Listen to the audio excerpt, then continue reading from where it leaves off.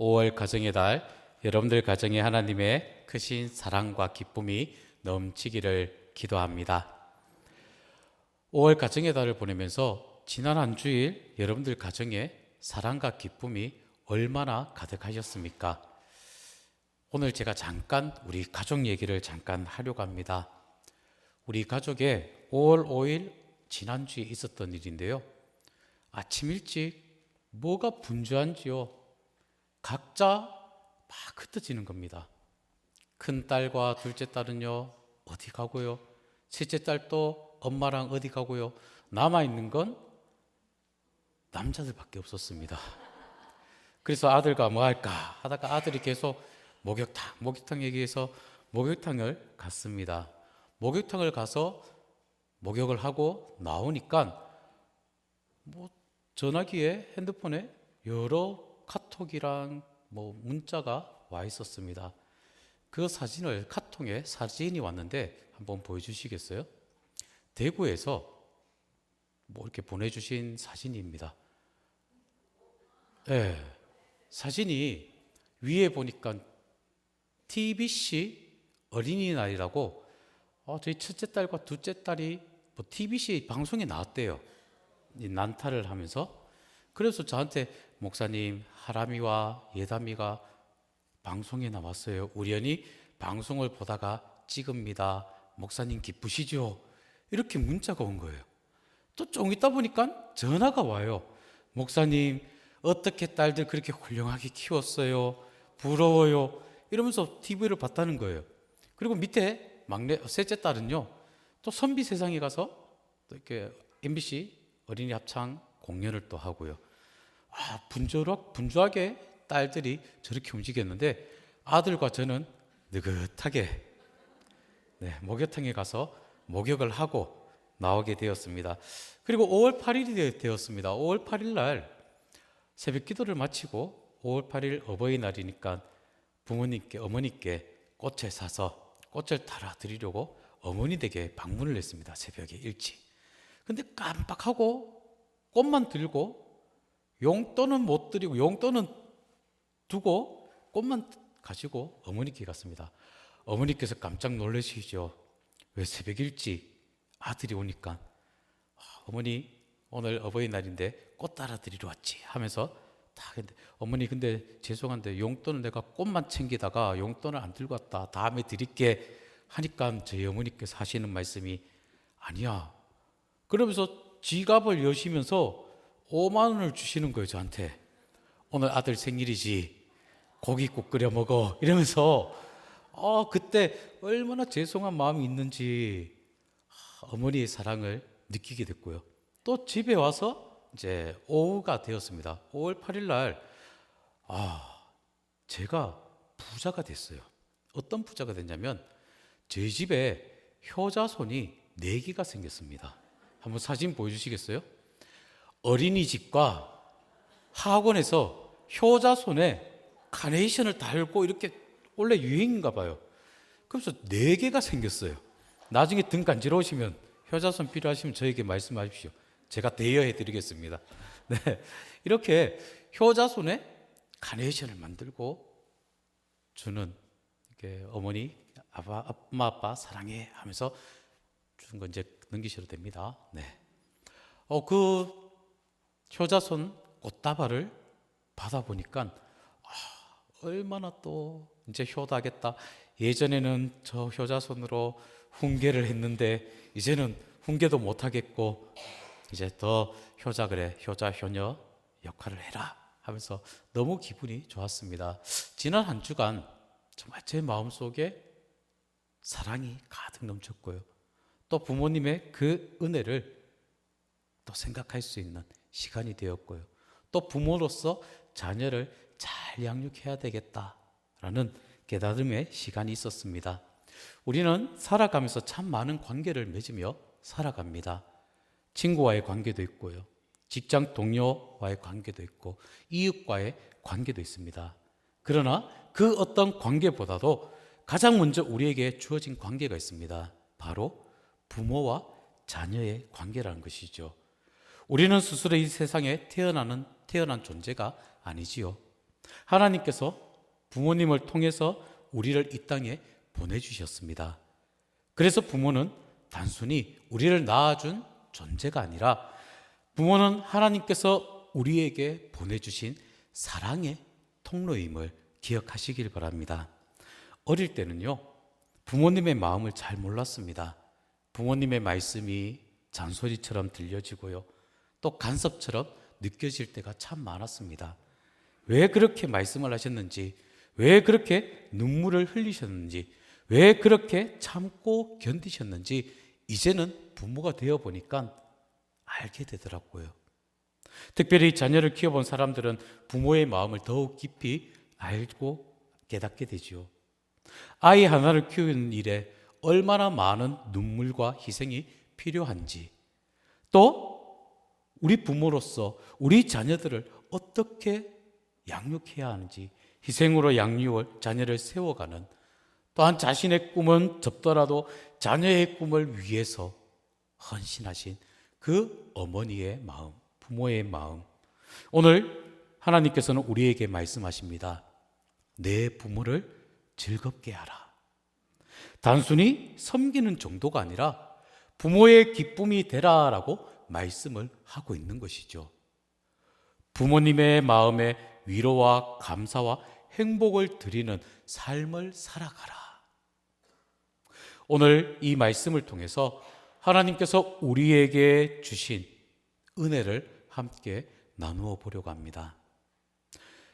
먼저 말씀합니다. 우리는 살아가면서 많은 선물을 받지요. 그런데 인생에 있어서 가장 큰 선물이 무엇이라고 생각하십니까? 세상에는 돈으로 살 수 없는 것이 참 많지만 부모님의 사랑이 그런 것 같습니다. 그래서 김소월 시인의 어버이라는 시가 있는데 이렇게 합니다. 잘 살며 못 살며 할 일이 아니라 죽지 못해 산다는 말이 있나니 바이 죽지 못할 것도 아니지만은 금년에 14살 아들 딸들이 있어서 순복이 아버님은 못하 노란다 라는 시가 있습니다. 이 시 속에 부모의 마음이 담겨져 있습니다. 삶이 아무리 힘들어도 자녀 때문에 다시 일어나는 존재, 부모님. 자신의 삶은 힘들어도 자녀를 위해서 오늘 또 살아가는 부모님. 부모는 자녀에게 계산을 하지 않지요. 내가 너에게 이걸 줬으니 너는 반드시 갚거라, 이자를 쳐서 갚으거라, 이렇게 말하지 않는다는 것입니다. 오히려 자신이 가진 가장 좋은 것을, 가장 값진 것을 자녀에게 주고 싶은 마음이 부모의 마음이지 않습니까? 오늘 저희 유치부 예배를 드리는데 5월 가정의 달을 맞이해서 우리 시무 장로님들께 제가 기도 부탁을 드렸습니다. 오늘 우리 선임 장로 김종기 장로님께서 오셔서 우리 아이들을 위해 축복 기도해 주시고 또 아이들이 좋아할 간식을 사가지고 오셨더라고요. 그래서 아이들이 얼마나 기뻐했는지 모릅니다. 우리 어른들은 우리 자녀들에게 가장 최대한 좋은 것을 주고 싶은 마음이 부모의 마음이지 않습니까? 또 오늘 아침에 우리 어린 아이들이, 아동부 아이들이 마당에까지 뛰어가면서 어른들이 오시면 카네이션을 달아드리는, 막 기쁘게 얘들아 여기 현관에서 달아줘, 달아드려 해도 아이들이 먼저 마당까지 달려가서 서로 달겠다고 하는 그 모습을 봤을 때 정말 우리 교회 사랑과 기쁨이 넘치는, 또 감사가 넘치는 교회고 가정이라는 것을 다시 한번 새삼스럽게 느끼는 시간이었습니다. 주고받는 관계, 대가와 보상의 관계가 아니지요. 부모와 자녀와의 관계는 내가 준 만큼 받아야 한다라는 것이 아니라는 것입니다. 부모와의 관계는요, 사랑이란 것입니다. 부모는 자신의 희생을, 자신의 시간을 희생하지요. 또한 자신의 젊음을 희생합니다. 그리고 자신의 건강까지도 내어 자녀를 위해 사용을 하신다는 것이죠. 밤새 잠을 자지 못해도 자녀가 아프면 병원으로 달려가는 것이 부모입니다. 자신의 배가 고파도 자녀에게 먼저 먹이는 부모님. 자신은 낡은 옷을 입더라도 자녀에게는 좋은 것을 입히고 싶은 그 부모님의 마음, 이것이 바로 부모의 사랑이란 것이죠. 그리고 이 사랑은 하나님께서 우리에게 주신 은혜임을 아시기 바랍니다.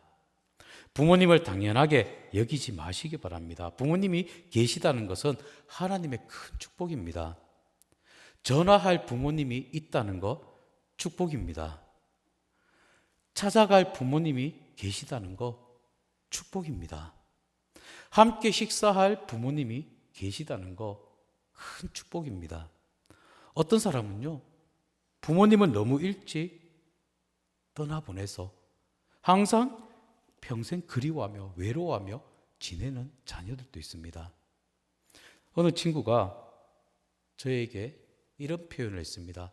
나는 이제부터 고아야. 아버지께서 오래전 돌아가시고 얼마 전에 어머니께서 또 별세하셔서 이제 나는 고아야. 이러한 말을 할 때 참 그 말 속에 외로움이 있다라는 것을 느끼게 되었습니다. 우리가 지금 우리 부모님이 살아계시다는 거, 우리 부모님이 함께 있다는 거 감사하시고 하나님 앞에 더욱 축복임을 기도하며 나아가시는 여러분들 되시길 바랍니다. 살아계실 때 사랑해야 합니다. 표현을 해야 합니다. 그래서 사랑합니다. 감사합니다. 수고하셨습니다. 이런 말을 부모님께 아끼지 마시길 바랍니다. 우리는 부모님을 통해서 하나님을 또 배우게 됩니다. 어떠한 것을 배우게 됩니까? 하나님께서는 눈에 보이지 않으십니다. 그러나 부모를 통해서 하나님의 사랑을 경험하게 되죠. 어머니가 아이를 품고 젖을 먹이는 모습 속에 하나님의 사랑을 보게 됩니다. 그리고 아버지가 묵묵히 가족을 위해서 땀 흘리는 모습 속에 하나님의 책임지시는 그 사랑을 보게 된다는 것이죠. 자녀가 잘못해도 끝까지 기다려주시는 부모님을 통해서 우리는 오래 참으시는 하나님을 보게 됩니다. 자녀가 넘어질 때 이렇게 세워주는 부모를 통해서 우리를 회복시키시는 하나님을 보게 됩니다. 우리가 힘들어할 때 부모님은 대신 걱정해 주시고 하나님께서도 마찬가지 우리를 그렇게 사랑하십니다. 그래서 부모 공경은 단순히 윤리적인 것이 아니라 믿음의 표현이라고 이야기할 수 있습니다. 부모를 무시하며 하나님을 사랑한다라고 말할 수 없습니다. 왜? 부모를 공경하는 사람은 하나님도 경외하게 됩니다. 성경은 부모 공경을 매우 중요하게 말하는데요. 그래서 내 부모를 공경하라라고 이 계명, 10계명 가운데에 5번째 계명을 주지 않습니까? 그것도 인간을 위한 계명 중에 첫 번째 계명으로 우리에게 주시지 않습니까? 하나님께서는 부모 공경을 그만큼 중요하게 여기신다는 것입니다. 왜냐하면 부모 공경이야말로 하나님 사랑으로 이어지기 때문이란 것. 부모를 통해서 하나님의 사랑을 배우고 부모님을 통해서 감사와 순종을 배우게 된다는 거 꼭 기억하시길 바랍니다. 그리고 성경은 부모에게 하는 것이 하나님께 하는 것이다 라고 우리에게 말씀을 합니다. 예수님께서 말씀하시죠. 지극히 작은 자에게 한 것이 곧 내게 한 것이다.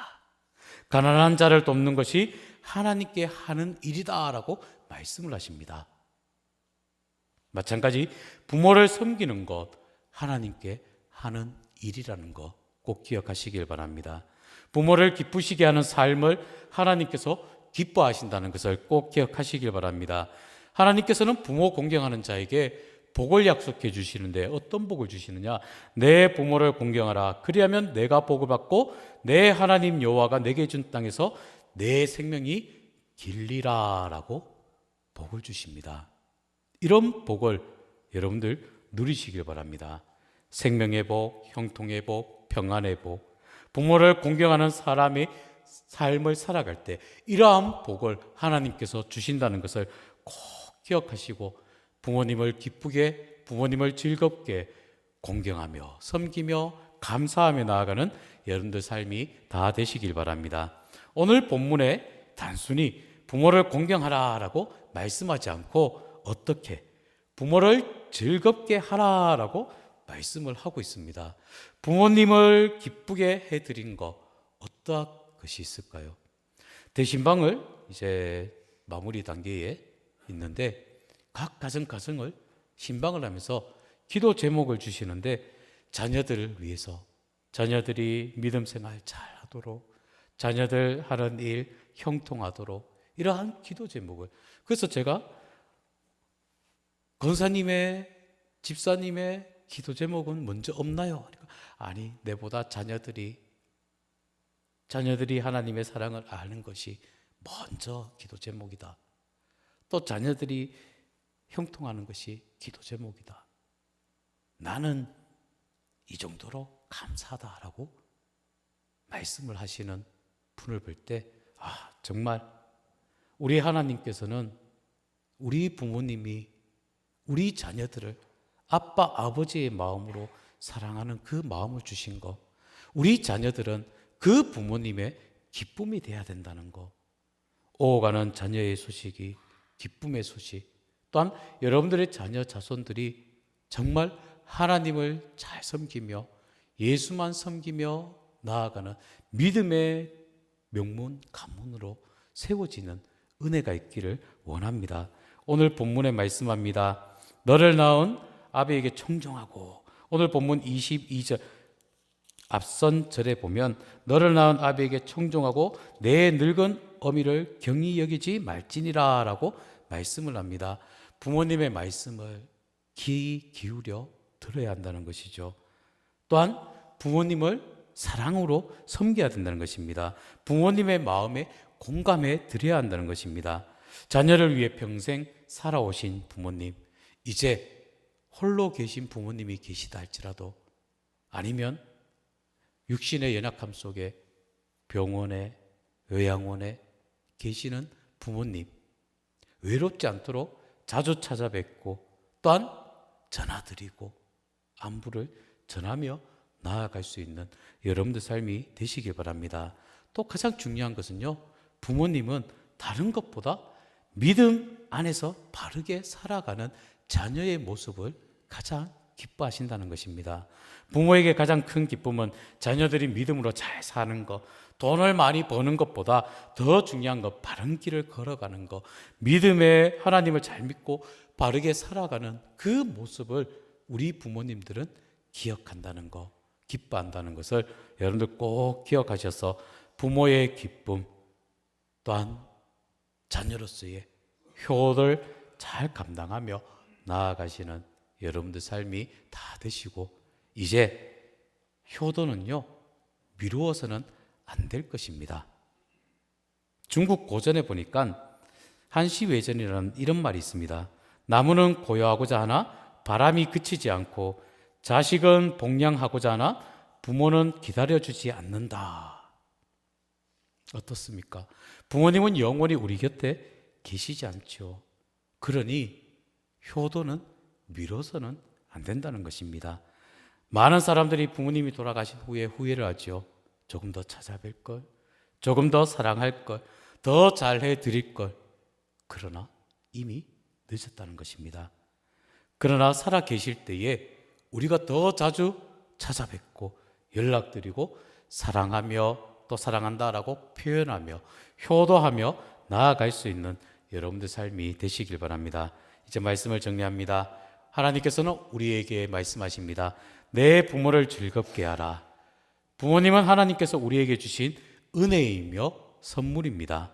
부모님을 통해 우리는 하나님의 사랑을 배우게 됩니다. 부모님을 공경하는 삶이야 말로 하나님을 기쁘시게 하는 삶이라는 것을 꼭 기억하시고 부모님의 사랑을 다시 기억하며 부모님의 눈물을 기억하며 부모님의 기도를 기억하며 부모님의 기쁨이 되는 복된 믿음의 삶을 살아가시는 하나님 아버지를 기쁘시게 하는 믿음의 권속들 다 되시기를 간절히 기도합니다.